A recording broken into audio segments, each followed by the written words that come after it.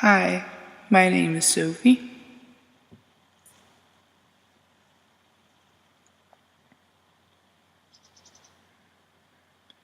These pictures is showing the Castello di São Jorge that was built in the mid-11th century by the Moors.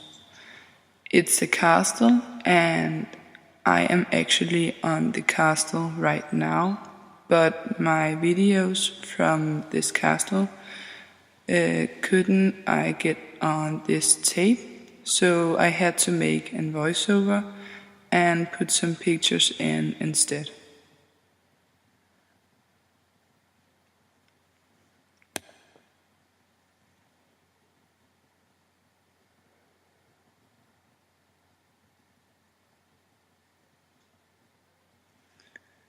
In this AT course, our main topic is democracy. In my group, we have chosen the subject, the coronation coup influence on the citizens. And we had to make an intention to the place we got distributed, which I told is Castello di São Jorge.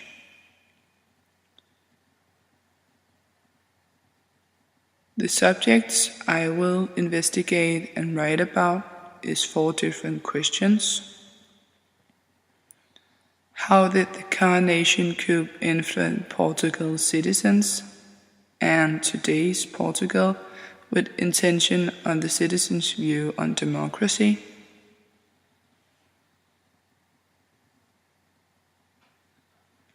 Which role did Castello had under the coronation coup and which role did it had earlier?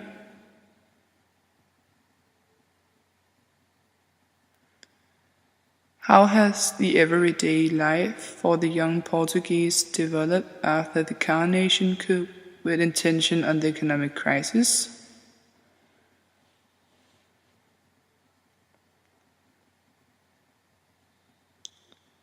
And the last one, has the coronation coup something to do with the economic crisis that is in Portugal right now?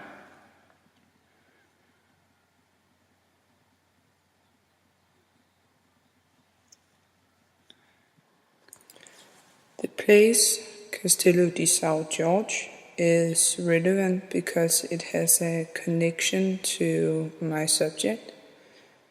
It was under the coronation coup where Marcelo Caetano got Portugal away from dictatorship to democracy in 1974. But before this, it was Salazar who had the power and was the leader in this country. Portugal was one of the last countries in Europe who got democracy back again.